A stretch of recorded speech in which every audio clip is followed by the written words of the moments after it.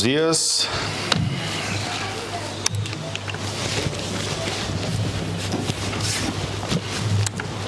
Ya invito a los hermanos que abráis en el libro de Eclesiastés.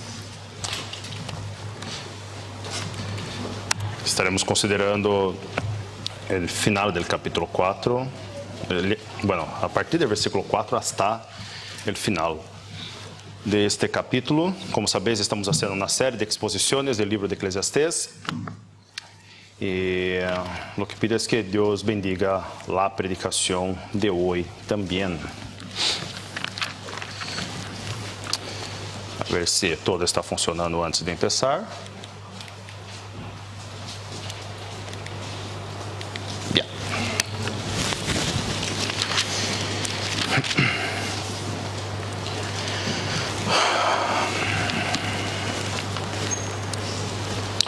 Antes de empezar, quero pedir el dibujo para los niños que tenéis la hoja de dibujo. Una vez más, acordáis que tenéis un espacio muy grande por detrás de esta hoja. Ian, ¿vale? ¿Me oyes? Hay un espacio muy grande por detrás de esta hoja. Entonces, quero un dibujo muy grande también. E quero que dibujeis qualquer coisa que vosotros acordáis, todo, na verdade, todo que acordáis, que podeis fazer com vuestros amigos, vuestros companheiros, qualquer coisa que necessita de ajuda de uma outra pessoa, de um amigo tuyo, de tu hermano, quizá, para hacerlo, ¿vale? Algo que seja muito mais divertido, muito mais agradável de fazer com um companheiro que solo, ¿ok? Sencillo? Bien? Bien? Espero que sim. A ver, vamos entonces ler el texto bíblico de esta mañana y ya pediremos la bendición del Señor para esta predicación. Así nos dice la palabra del Señor, Eclesiastés capítulo 4, a partir del versículo 7. Yo me volví otra vez y vi vanidad debajo del sol. Está un hombre solo y sin sucesor, que no tiene hijos ni hermanos, pero nunca cessa de trabalhar, nem seus ojos se saciam de suas riquezas. Nem se pergunta, para quem trabalho eu e defraudo mi alma del bien? Também esto es vanidade e duro trabalho. Mejores são dos que uno, porque tiene mejor paga de su trabalho.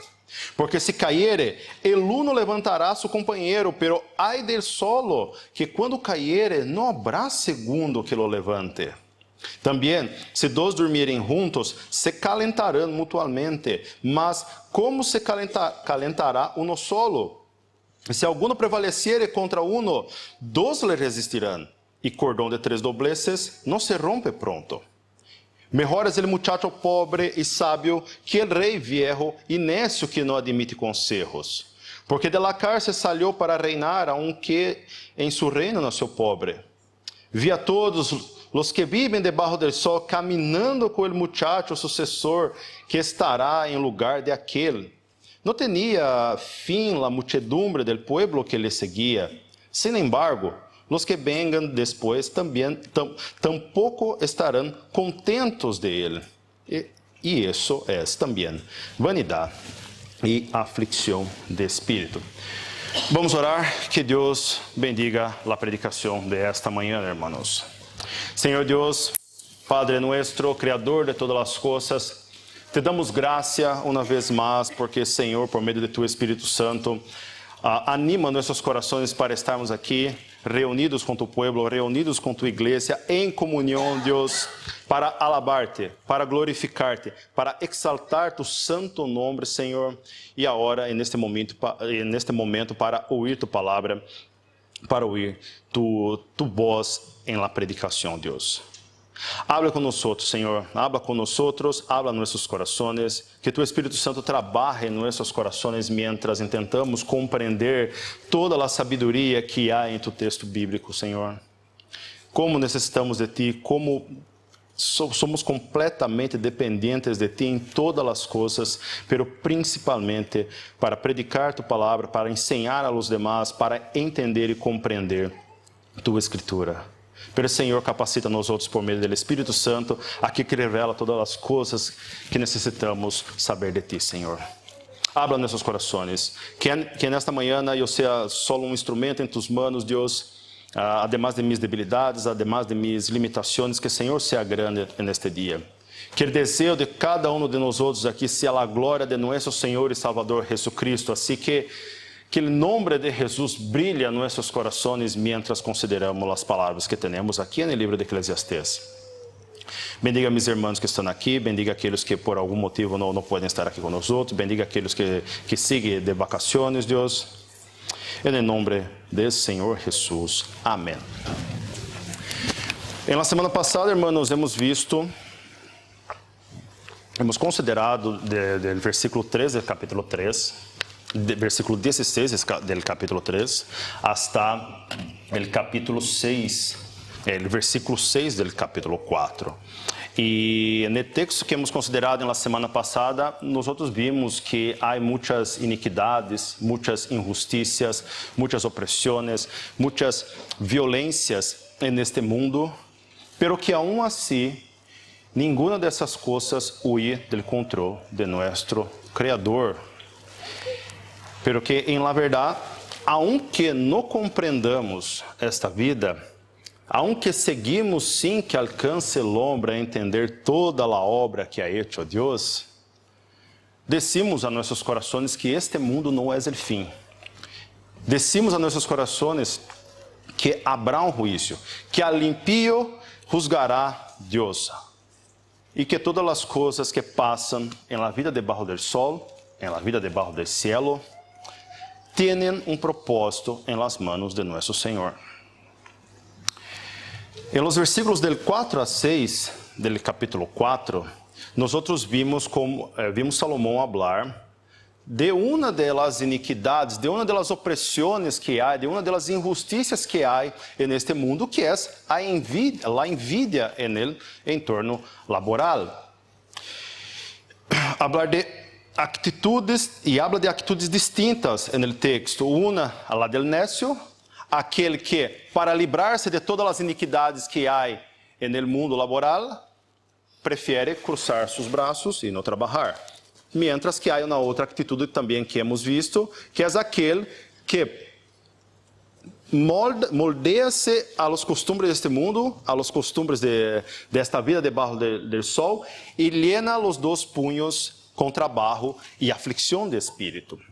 Concluímos então o versículo 6 do capítulo 4, que mais vale um punho lleno de descanso, é decir, mais vale um punho lleno de descanso e outro para trabalhar.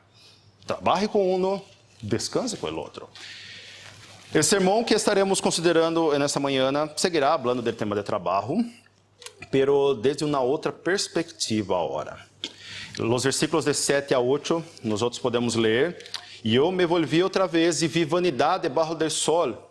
Está um homem solo e sem sucessor, que não tem hijo ni hermano, pero nunca cessa de trabalhar. Ni sus ojos se saciam de suas riquezas, ni se pergunta, para quem trabalho eu? E defraudo mi alma del bien. Também isso é vanidade e duro trabalho. Então, esse é o primeiro ponto que temos para o sermão desta manhã, é a vanidade de la vida solitária. O versículo 7 empieza com eu me volvi outra vez, o que marca uma vez mais uma nova observação de Eclesiastés, do predicador de Salomão.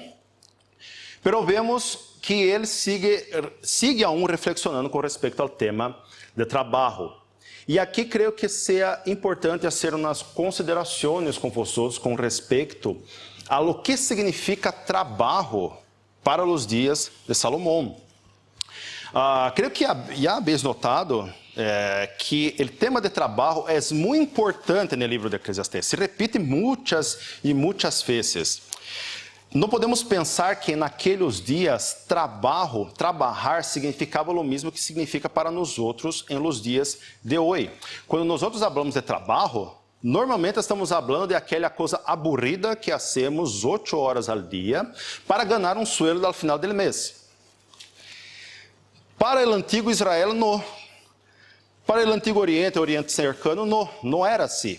O trabalho estava profundamente enraizado em la vida de la gente, em la vida diária de la gente. E muitas vezes era impossível fazer a distinção entre trabalho e a própria identidade de uma pessoa.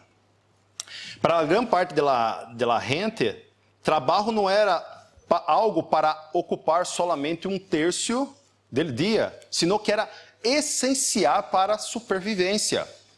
Agricultura, pastoreio, pescas e outros trabalhos manuais não eram só profissões, sino modos de vida. Además, o trabalho a menudo definia a identidade da gente dentro de uma comunidade, e aquele trabalho se transmitia de padre a hijo, de geração tras geração. Então, quando falamos de trabalho em Eclesiastés, falamos de la identidade da gente, falamos de la vida de la gente, de la integralidade do ser humano, não solo de um meio para arreglar uma necessidade econômica ou para lograr uma autorrealização. Hecho este apunte, volvemos ao texto. Vemos que Eclesiastés se vuelve novamente a mirar outra vanidade, outra futilidade, outra falta de sentido com respeito ao trabalho realizado por la gente debaixo del sol, com respeito à la vida de la gente em seu tempo.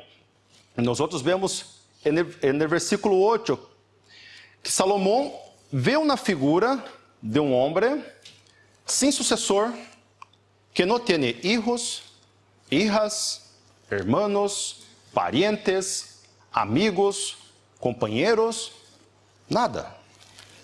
Alguns comentaristas especulam que a expressão em hebreu traduzida aqui para estar um homem solo e sem sucessor é mais que indicativo que a pessoa não tem nadie. A construção que temos aqui em hebreu apunta para a ideia de uma pessoa que se rehúsa a aceitar qualquer pessoa como companheira, que se rehúsa a criar relações, porque não quer compartilhar de suas coisas, porque não quer compartilhar de suas riquezas. É uma pessoa que não deseja vínculos cercanos, uma pessoa que deseou esta solitude, essa soledade, que huyó de las relações, um homem solo que não tem nadie a quem deixar sua herência. Este mundo nos ensina que é melhor estar solo, que é melhor não buscar relações, que é melhor aprender a fazer as coisas à sua maneira, que é melhor ser o próprio dueño de tu vida. Assim tu não tens que depender de nadie. Ser independente. Não necessitarás dar satisfação a nadie se tu eres independente. E que saímos sido educados assim, a pensar da mesma maneira, educados a não fiar-nos de nadie. O que temos aqui é um homem que vivendo na vida individualista, solo tendo ojos para si mesmo, este homem, segundo o versículo 8, não tem hijo ni hermano, pero nunca cessa de trabalhar. Salomão está apontando uma paradoxa aqui para nós outros. Este homem não tem família, nem sucessor, pero sigue aún trabalhando, sigue sem cessar. Uno poderia pensar que se uma pessoa tem família, tem outros a seu cuidado, quizá isso justificaria trabalhar demasiado.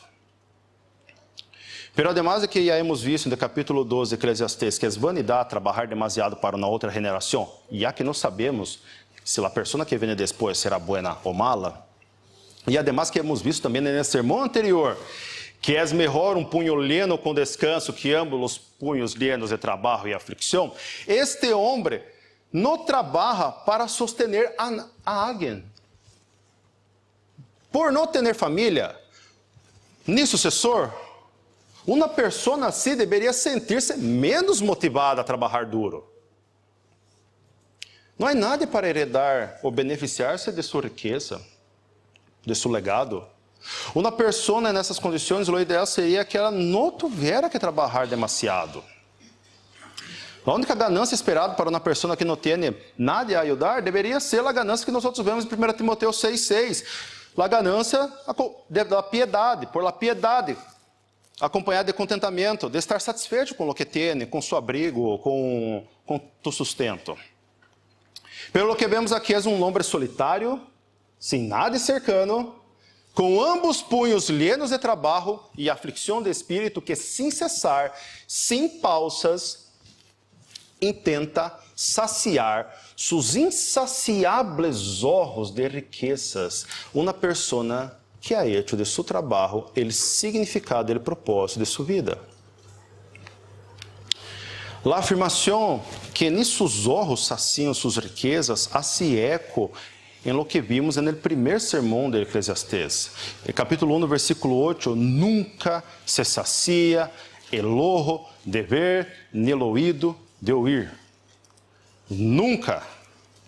Juan, em sua primeira carta, señala a los deseos de los ojos como uma de las principales tentaciones en el mundo. Porque todo lo que há en el mundo, los deseos de la carne, los deseos de los ojos y la vanagloria de la vida, no proviene del Padre, sino del mundo. Nuestros ojos son insaciables. Nunca estão satisfeitos. Não sei de vocês, mas quando eu era niño, eu tinha umas poucas roupas, umas quantas roupas, uns 2 calçados, como muito, e era feliz só com isso. Não necessitava de mais. Pero a hora que trabalho e posso tentar comprar o que quero, tenho que lutar contra a tentação de pensar que não tenho roupa suficiente ou calçados suficientes. Sempre queremos mais. Sempre queremos mais. Bajo o teto de nossos padres, não podemos elegir a comida. Ou comes lo que hay, ou tendrás hambre.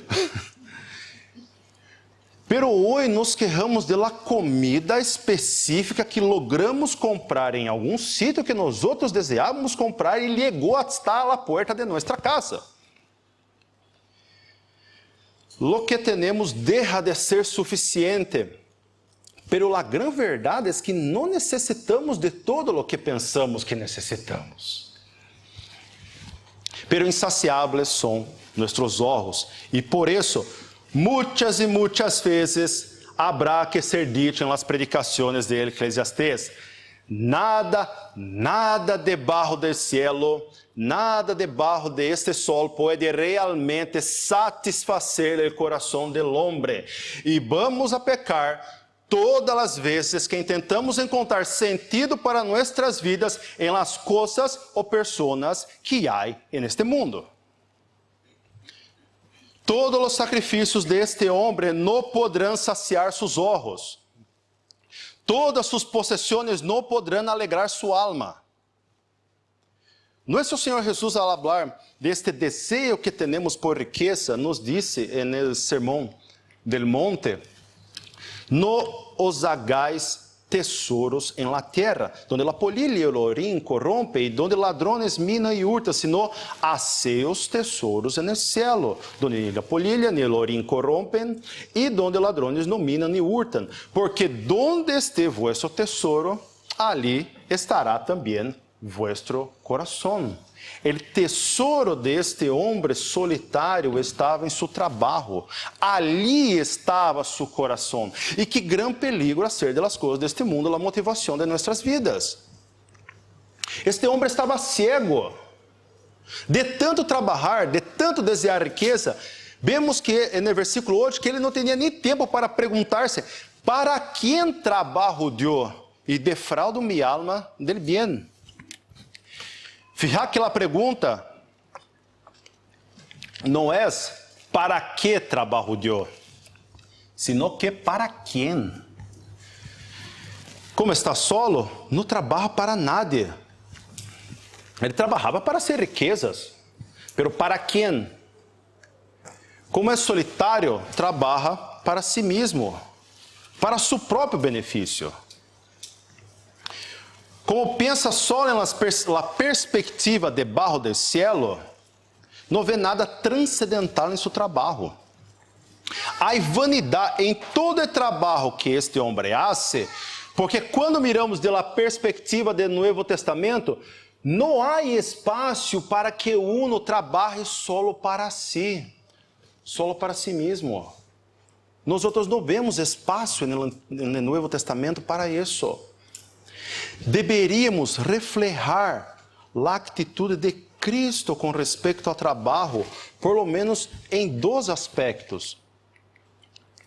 O primeiro deles é que Jesus não trabalhava para si mesmo, sino que viveu na vida completamente orientada à vontade do Padre, a ser a vontade do Padre, fazendo sempre sua vontade, buscando sempre, incluso com seu trabalho, a glória de Deus.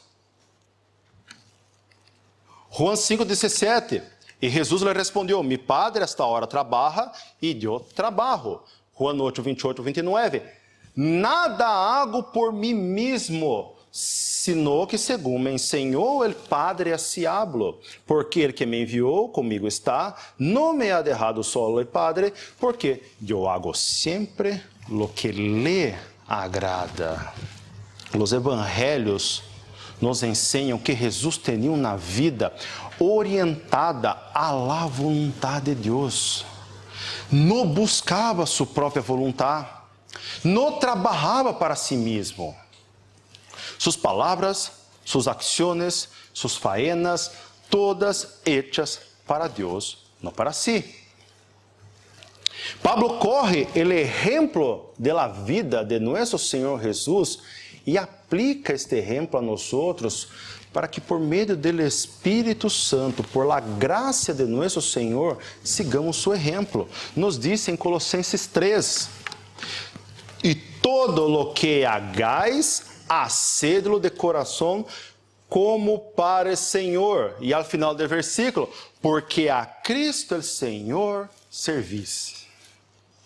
Por um lado, a pergunta do versículo 8, para quem trabalho eu, deveria ser contestada por todos nós outros, como crentes, para o Senhor. Trabalho para o Senhor, não para mim mesmo. Em primeiro lugar, trabalho como para mi Senhor e Salvador, Jesucristo. Este é o primeiro aspecto que deveríamos reflejar nosso Senhor com respeito a nossos trabalhos. Por outro lado, este homem não tinha nadie, não tinha famílias, não tinha amigos, não desejava criar relações, então para quem trabalharia? Um segundo aspecto deveria estar involucrado em nosso trabalho é trabalhar para bendecir a outros, trabalhar para bendecir ao prójimo. Amamos a Deus sobre todas as coisas e amamos ao prójimo como a nós mesmos. Os acordares da leitura congregacional do texto de Filipenses, Pablo habla de la entrega de Jesus por outros, por los demás, e habla que los creyentes devem ter el mismo sentir que hubo em Cristo Jesus, de não mirar por lo suyo propio, sino cada qual por lo de los outros.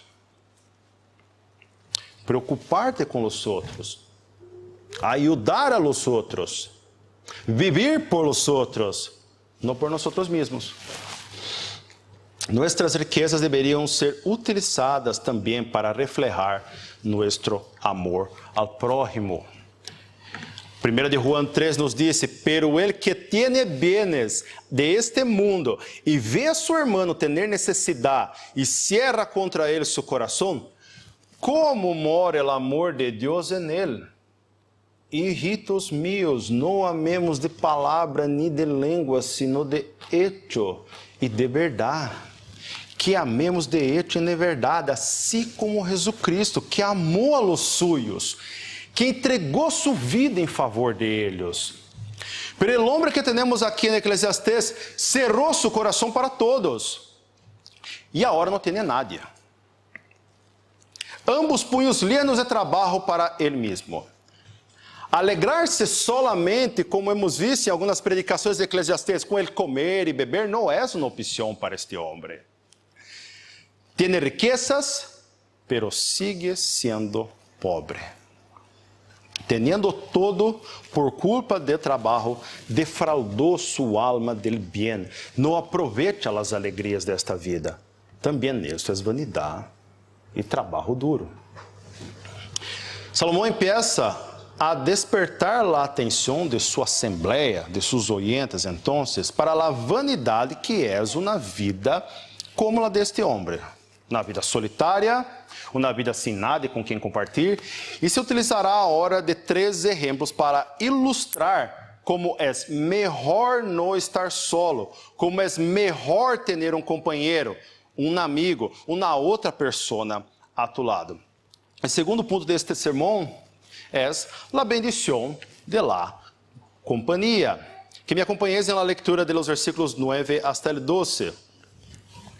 Mejores são 2 que 1, porque tiene mejor paga de seu trabalho. Porque se caírem, el uno levantará a seu companheiro, pero ai del solo, que quando caírem, não haverá segundo que lo levante. Também se 2 dormirem juntos, se calentarão mutuamente, mas como se calentará uno solo? E se alguno prevalecer contra uno, los 2 resistirão, e cordão de 3 dobleces não se rompe pronto. O versículo 9 nos ensina que há algo melhor que a situação deste homem solitário. Há algo que literalmente traz mais recompensa, tem uma paga melhor que seu trabalho hecho incansavelmente. Mejores são 2 que 1. É melhor fazer tu trabalho com uma companhia. Paga melhor quando temos alguém cerca. Há mais proveito de nossos esforços nesta vida quando não hacemos as coisas solos. Por os exemplos que pronto consideraremos, que vosotros sepais que Eclesiastes não está falando de matrimônio. ¿Vale? Por supuesto que o matrimônio é uma prova irrefutável do conceito de que melhores são 2 do que 1. ¿Vale? Minha vida sem minha esposa seria um completo desastre. Eu solo não logro nem elegir a roupa correta para vir ao culto. Vou recordar-me o que realmente falta na nevera. Todas as vezes que vou ao mercado, compro o que já há na nevera e eu olvido de comprar o que não há.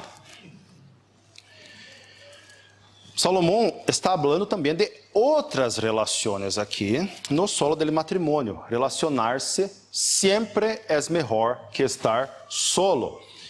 As 3 ilustrações que Salomão tem, as 3 ilustrações que Salomão utiliza aqui no livro têm relação com viajeros, gente que necessitava cruzar cidades, carregando produtos, mercancias que seriam vendidas.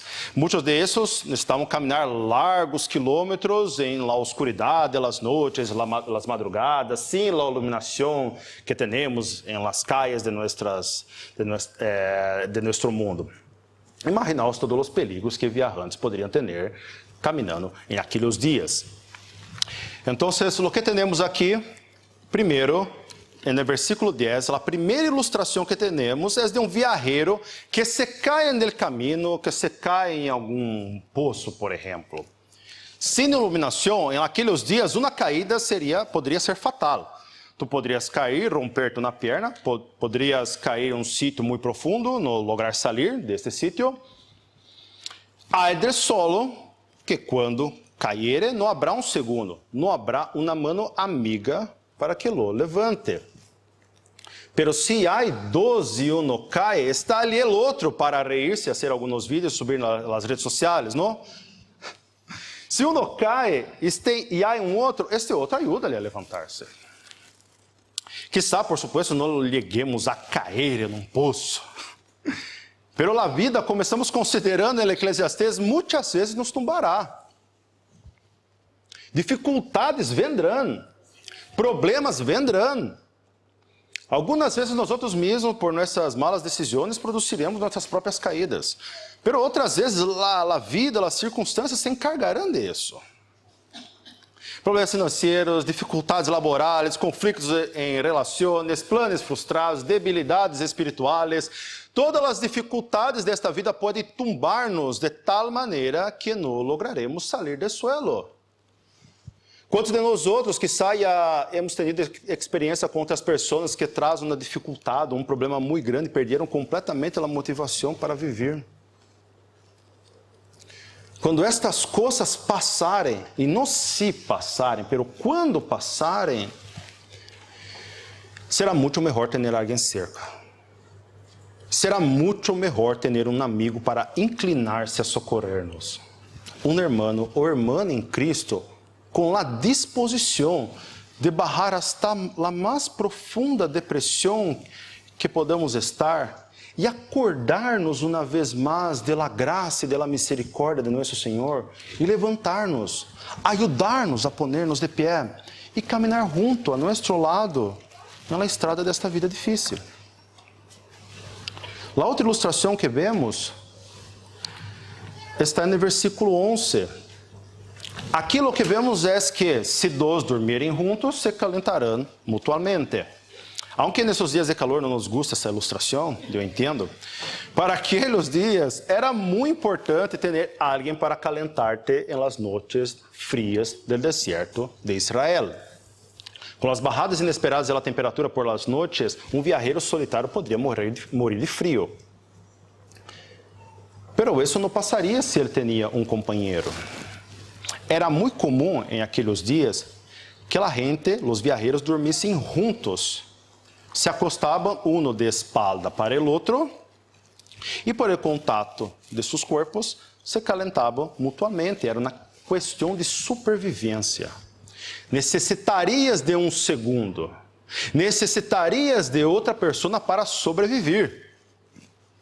Uma vez mais, Eclesiastes utiliza-se de essas ilustrações como conselhos de sabedoria para a gente.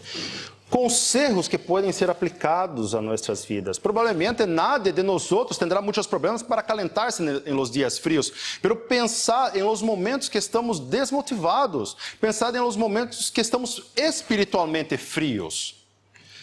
O mesmo Salomão nos disse em Provérbios 27, hierro com hierro se aguça, e assim o homem aguça o rosto de seu amigo. Necessitamos a outros para que seamos melhores, para fortalecer-nos, para ajudar-nos em los momentos difíceis.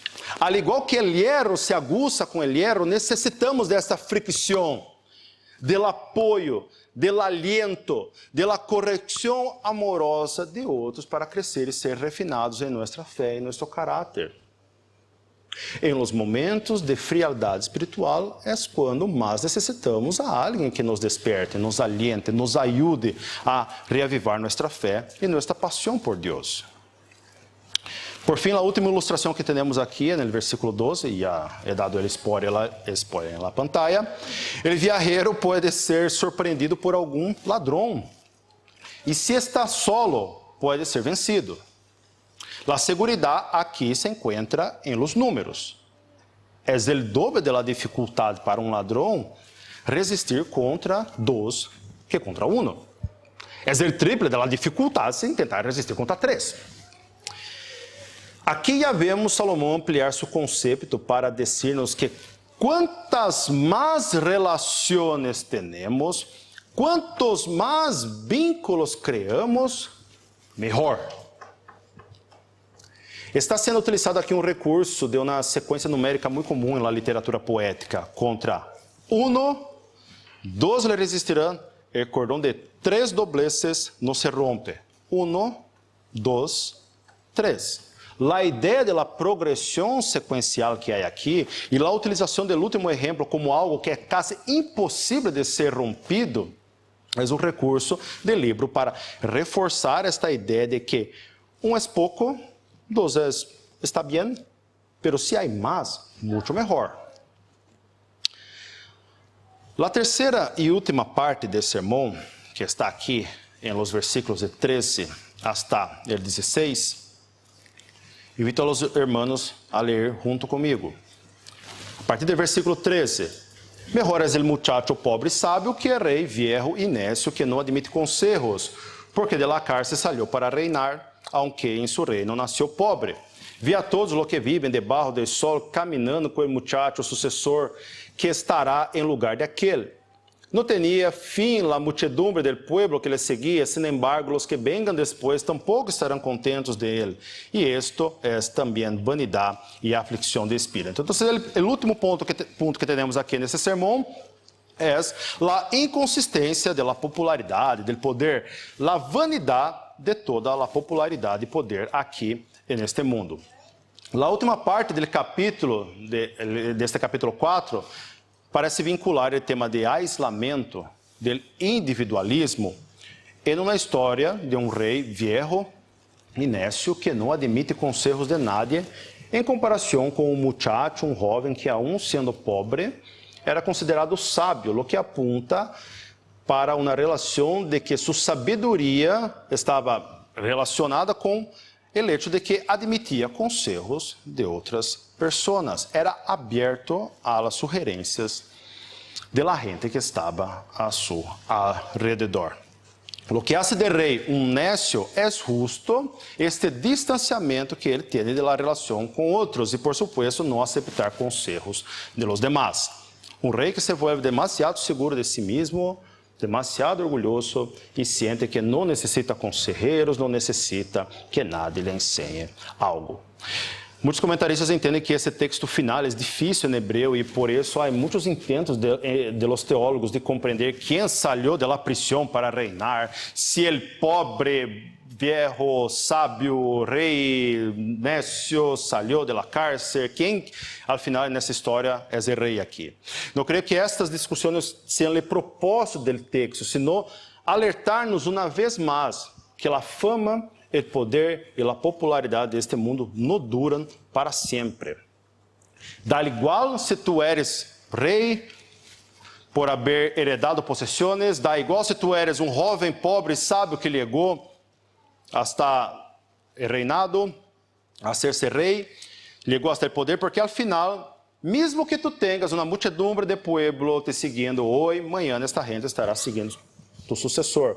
Mientras que em alguns anos a gente não estará satisfeita com quem está no poder e esperará ao seguinte. Essa é a ideia que temos aqui. Al final, todos resultam ser prescindíveis. Ninguno vivirá para sempre. E fama, riqueza, poder são efímeros, são vanidades. Só em Jesus nós podemos encontrar um homem que, nascido na pobreza, foi exaltado a um trono eterno, a um reino que não terá fim. E resto de nós, todo o poder que há debaixo do cielo é vanidade e aflicção de espírito. Conectando esta última parte com todo o que hemos considerado agora no capítulo 4, pensar em la figura al início do homem solitário. Por muito trabalho, por muito que trabalhe, mesmo que chegasse ao ponto de ser rei, como nos ha dito Salomão em capítulo 1 e 2, a popularidade e o poder não são eternos, serão olvidados. Não te aferres ao poder e à popularidade.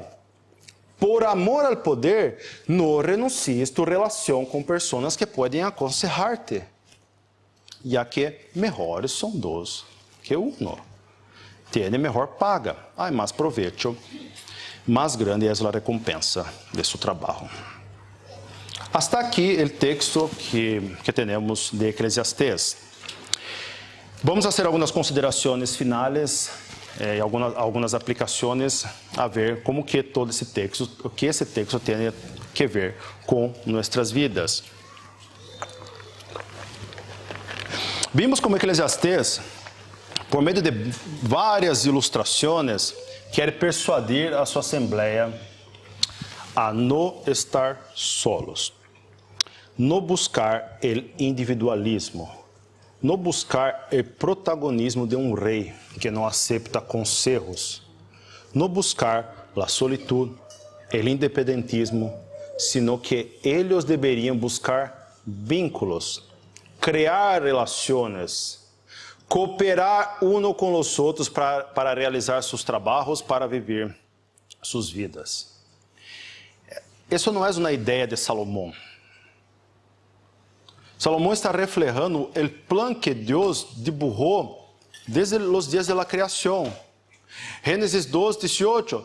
No es bueno que el hombre esté solo.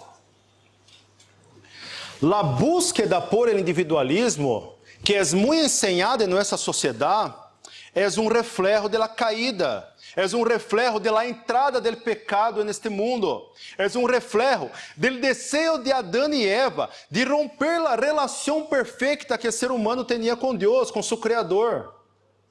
Deus nos criou para ser seres relacionales, que se relacionam, que têm comunhão com o outro, porque isso é um reflejo de nosso próprio Criador.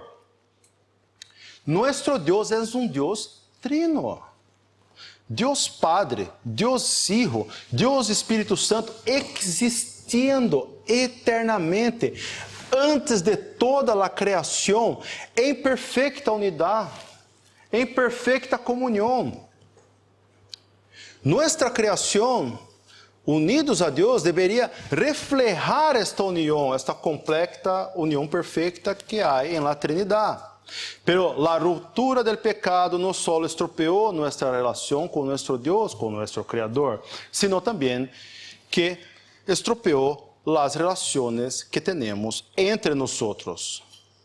Hombres contra hombres, mujeres contra mujeres. E em vez de trabalhar para a cooperação uno del outro, vivimos em um mundo lleno de envidia, opressão, violência, injustiças e toda classe de iniquidades que separam os seres humanos.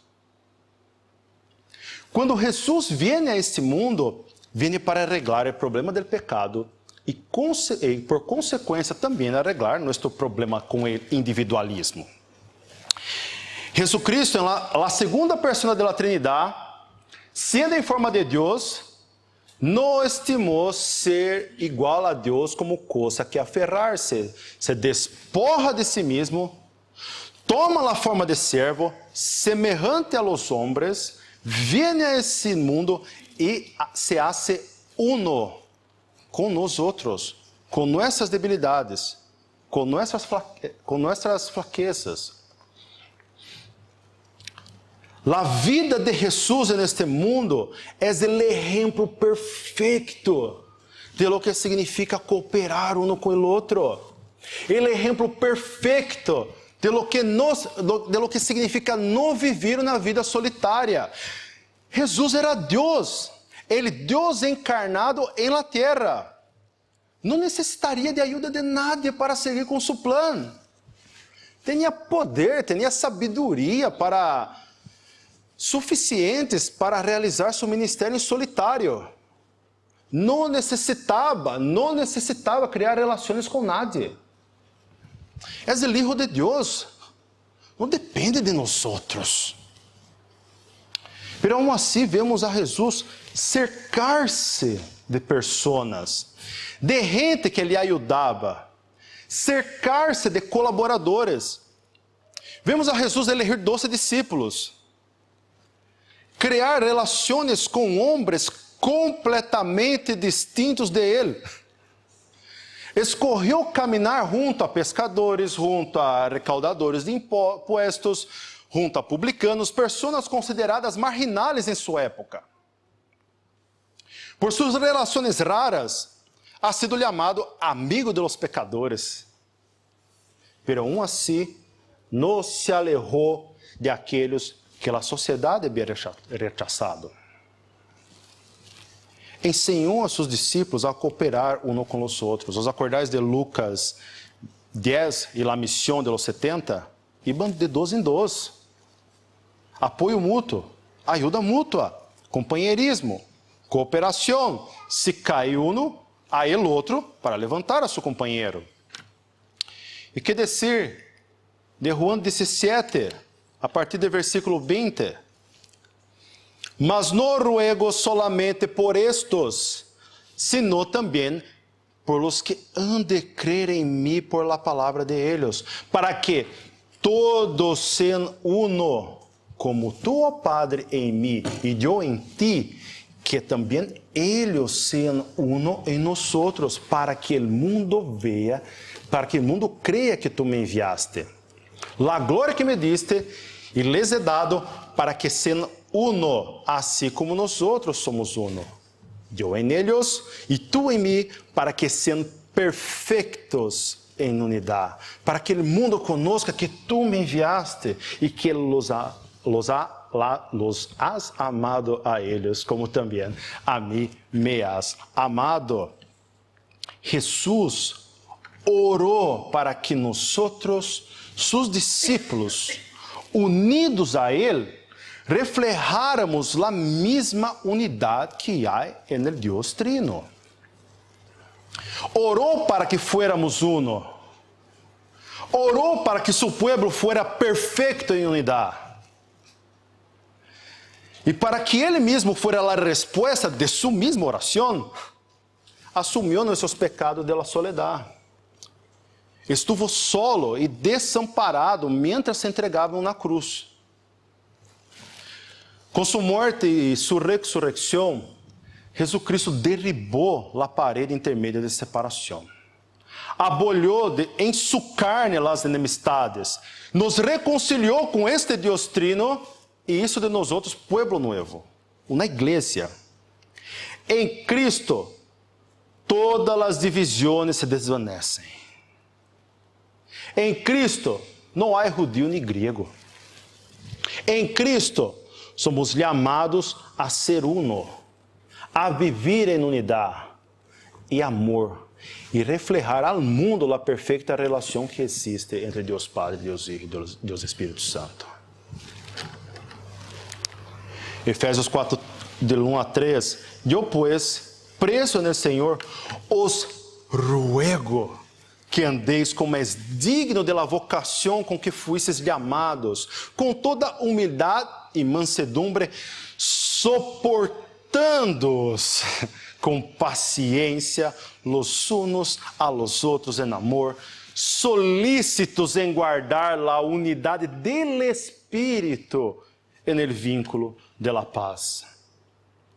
Hermanos, em la vida cristiana não existe individualismo. Não há la vanidade e aflicção del espírito de la vida solitária. Se trabalhar solo é vanidade, se viver solo é uma vanidade, a resposta de creyente é buscar cada vez mais estrechar nossos vínculos. Somos chamados a cooperar uno com o outro, chamados a exortar-nos uno ao outro. Somos chamados a fortalecer nossos vínculos uno com o outro. Quando huimos das relações, por qualquer motivo que seja, pecamos contra nosso Senhor, que ha hecho todo lo necessário, que nos capacitou, que capacitou a su pueblo para que vivamos em unidade, em colaboração, em cooperação. Quem somos nós outros comparados a Cristo? Pensamos que somos melhores que Ele quando não queremos relacionar-nos com a gente. Quando huimos das relações para não ser heridos, para não ter que prestar contas a nadie, para que nadie sepa o que hago de minha vida. Pensamos que somos melhores que Jesus quando nos alejamos das pessoas porque han pecado contra nós, mientras que Cristo moria por los pecadores, haciéndose uno com eles na cruz. Pensamos que somos melhores que Jesus quando não buscamos restaurar as relações rotas, mientras que Jesus, sendo a parte ofendida, perdona a negação de Pedro, perdona nossa negação, perdona nossos pecados contra ele. Has pecado contra alguém? Pede perdão e busque a reconciliação. Somos chamados a isso. Han pecado contra ti? Perdones e busque a reconciliação. Somos chamados a ser isso. Parar de pensar que tu puedes viver esta vida solo. Para de pensar que tu puedes viver esta vida solo. Isso é o resultado da caída hablando a nossos corações. Se Jesus, o homem perfeito, se relaciona com nós outros, por que crees que tu mesmo não podes relacionar-se com tus hermanos solo porque são muito distintos de ti ou solo porque não têm tus mesmos gustos? As diferenças entre nós outros não são mais grandes que as diferenças entre Jesus e Pedro, entre Jesus e os filhos de Zebedeu, entre Jesus e nós outros, entre Deus Criador e nós outros criaturas. O mesmo Espírito que operava em nosso Senhor Jesus, opera em nossos corações para que seamos uno. Quem são tus amigos em la igreja? Tens amistades em la igreja com tus hermanos? Quem são tus companheiros de ministério? Com quem creas relações para ajudar-te a crescer mais à la semelhança de Cristo? A quem podes confessar tus pecados e pedir ajuda em tus tentações? Tarde ou temprano, todos nós necessitaremos a alguém que nos reconforte com o Evangelho, que nos levante quando hemos caído, que nos ajude a lutar contra o perigo espiritual. Não espere a estar em problemas para buscar um amigo. Seja o companheiro de aquele que mais necessita, de aquele que se sente solitário. Que seamos como Jesus, o amigo dos pecadores, que consuela nossos corações quando estão frios, que nos llena de seu amor e de sua graça para calentar-nos, que derrama de sua misericórdia sobre nós todas as vezes que caímos, que nos levanta e nos diz que nossos pecados estão perdonados. Aquele que caminha a nosso lado em la estrada da vida, defendendo-nos de los peligros do inferno e da própria morte. Que confiemos em nosso Senhor, nosso melhor companheiro, colaborador, melhor amigo.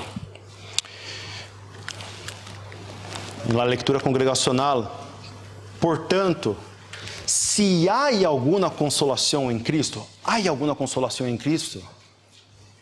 Há ou não? Amém? Há consuelo de amor? Há comunhão do Espírito? Há afecto entranhável? Há alguma misericórdia de nosso Senhor?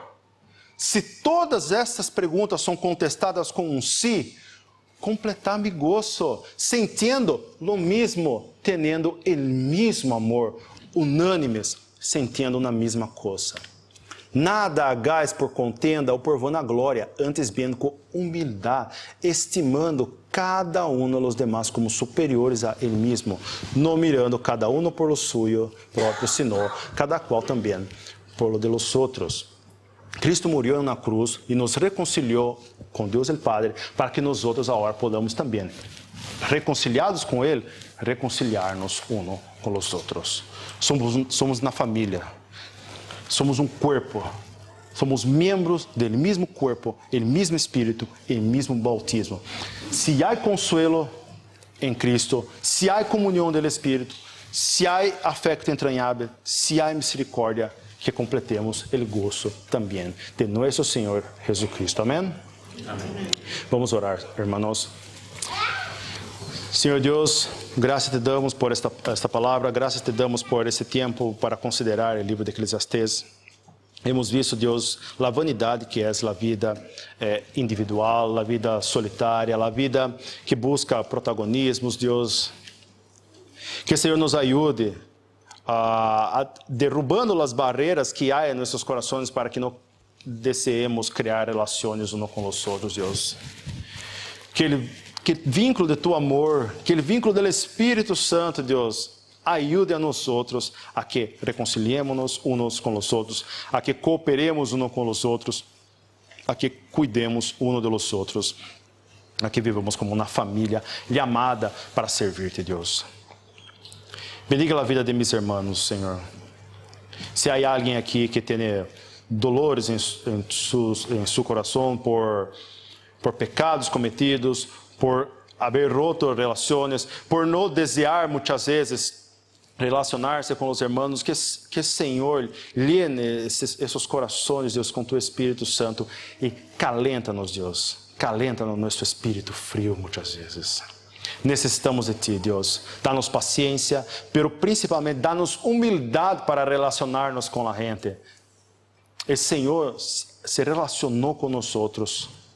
O Senhor nos uniu a sua família, a tu corpo.